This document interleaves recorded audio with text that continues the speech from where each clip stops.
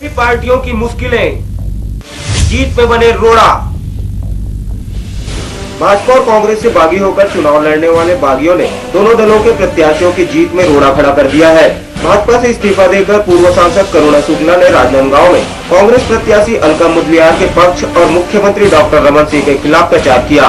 इसी तरह जसपुर विधानसभा में भाजपा के पूर्व मंत्री गणेश राम भगत भी चुनावी दंगल में कूद गए। बीजापुर से महेश गावड़ा के खिलाफ राजाराम तोड़ेम, महासमुंद से पूनम चंद्राकर के खिलाफ डॉक्टर विमल चोपड़ा चुनावी दंगल में मैदान में रहे और भाजपा प्रत्याशियों को चुनौती दी।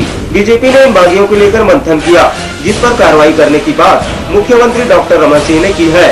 अरे अभी कोई शिकायत की बात नहीं है। अभी जो हम 90 सीटों में जब बात करेंगे तो बहुत सारी चीजें सामने आएंगी। वहीं प्रेमनगर से कांग्रेस प्रत्याशी पूर्व सांसद खेलसाय सिंह के खिलाफ तुलेश्वर सिंह ने निर्दलीय चुनाव लड़ा।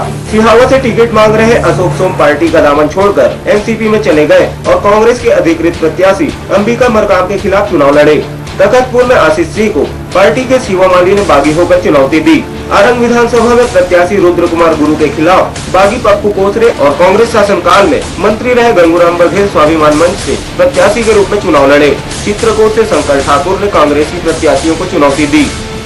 अभी भी कई लोगों की शिकायत आई है और हम लोग उस शिकायत को 8 तारीख के पहले इसलिए ले रहे हैं कि चुनाव हारने के बाद शिकायत की शकल बदल जाती। बहरहाल 8 को मतगणना है, लेकिन जीत में रोड़े ये ऐसे नेता हैं जो पार्टी के लिए चुनौती खड़ी कर रहे हैं।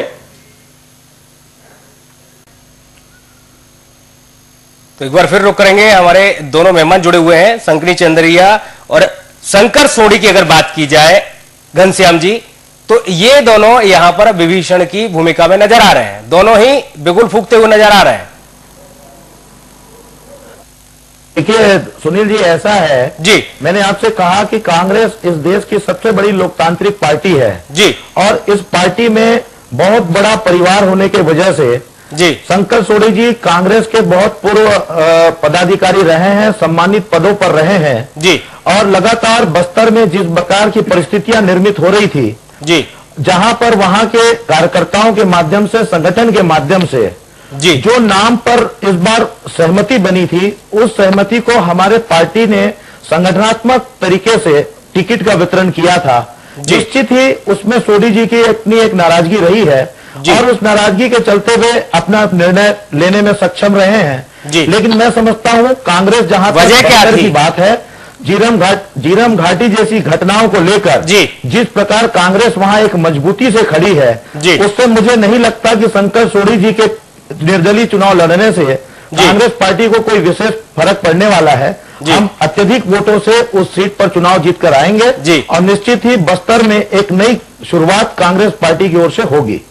उन्होंने अपना सारा राजनीतिक कैरियर अपने प्राणों की आहुति तक देने के लिए तैयार हो गए शंकर सोढ़ी जी, और आप कह रहे हैं कि उनकी एक नाराजगी थी। आखिर वो वजह क्या थी नाराजगी की? क्या ऐसा हुआ जिससे वो नाराज हो गए और बगावत पर उतर आए? क्या वजह थी? सुनील जी, मैं वही कहना चाहता हूं कि पार्टी में बहुत सारे ऐसे कार्यकर्ता हैं जो इस बार चुनाव में अपने भागीदारी निभाने के लिए कांग्रेस की परंपराओं के साथ उन्होंने आवेदन किया था।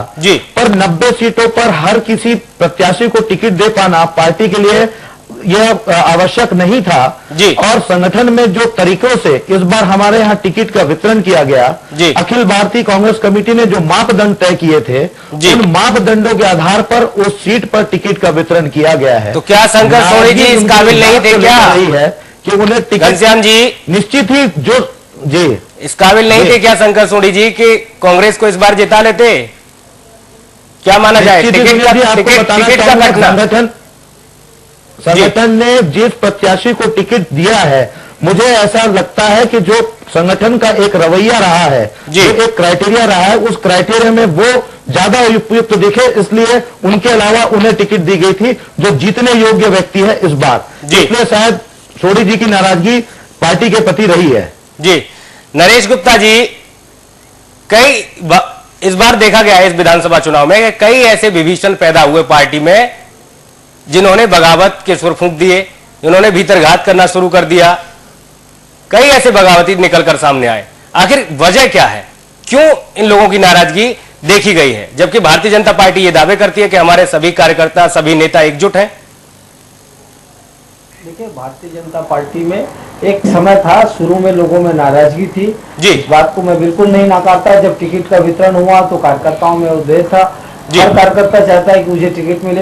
राजनीतिक क्षेत्र में काम करने वाले प्रत्येक व्यक्ति की इच्छा होती है कि उसको टिकट मिले, और हर क्षेत्र में 5-7 आदमी सक्षम होते हैं, उनमें किसी एक आदमी को टिकट मिलता है। उनमें से जो उपयुक्त हो, सारी परिस्थितियां जिसके फेवर में हो, उनको पार्टी टिकट देती है। और जिसको नहीं मिलता टिकट, जो क्यू में है, जिन्हें ये लगता है कि मैं भी काबिल हूँ, तो उनमें थोड़ी सी नाराजगी होती है। लेकिन भारतीय जनता पार्टी में जो संगठन का स्वरूप है, उस नाराजगी को दूर करने का पूरा सतत रूप से प्रयास करता है। उनके परिवारजनों से, उनके मित्रों से, सबसे बैठकर मिलजुल कर, हम एक मित्रवत परिवार के सदस्यों की बातें मिलजुल कर उनके साथ काम, उनको कन्विंस करते हैं और उनको काम पे लगाते हैं। नरेश गुप्ता जी, बड़े ही संक्षेप में जानना चाहूंगा, ये जो बागी और विरोधियों जो दोनों निकलकर सामने आए हैं, क्या माना जाए कि प्रत्याशियों की जीत के लिए वाकई में रोड़ा बने हुए हैं? देखिए, बागियों के खिलाफ तो पार्टी ने बहुत सख्त कार्रवाई की, उन्हें निलंबित कर दिया, निष्कासित कर दिया पार्टी से। और उसके बाद मुझे नहीं लगता कि भीतरी घात या ऐसा जिन्होंने पार्टी के ऊपर कोई किया हो, कुछ छुटपुट चीजें हो जो घनश्याम राजू जी, लेकिन मुझे घनश्याम राजू जी, क्या माना जाए, ये जो बागी निकलकर सामने आए, साथ ही विरोधी निकलकर सामने आए, ये पार्टी के जो प्रत्याशी हैं उनकी जीत के लिए रोड़ा साबित हो रहे हैं कहीं ना कहीं? सुनील जी, मैं आपको बताना चाहूंगा, इस बार कांग्रेस की टिकट के लिए जिस प्रकार के कांग्रेस के कार्यकर्ताओं ने आवेदन दिया, बहुतायत में जो कांग्रेस को इस बार आवेदन प्राप्त हुए लगभग 2500 के आसपास, वो इस बात को साबित करते थे कि इस बार प्रदेश में भारतीय जनता पार्टी के कुशासन और भ्रष्टाचार को लेकर प्रदेश की जनता ने भारतीय जनता पार्टी को सिरे से नकारने के लिए एक परिवर्तन का जो मूड बनाया था, उस मूड के चलते कार्यकर्ताओं ने अत्यधिक आवेदन दिए थे ताकि उनको भी इस चुनाव में पार्टिसिपेशन का अवसर मिले। और 90 विधानसभाओं में 2500 आवेदन इतने ज्यादा थे कि निश्चित ही सभी को टिकट नहीं मिल पाने से कुछ लोगों में नाराजगी रही है, लेकिन इससे हमारी जीत पर कोई असर होना नहीं है। जीत पर कोई असर होना रूप से नहीं लगता है। घनश्याम जी, पूर्ण रूप से सरकार बनाएगी, स्वस्थ सरकार। नरेश जी, आप दोनों इस चर्चा में जुड़े, बहुत बहुत धन्यवाद आपका।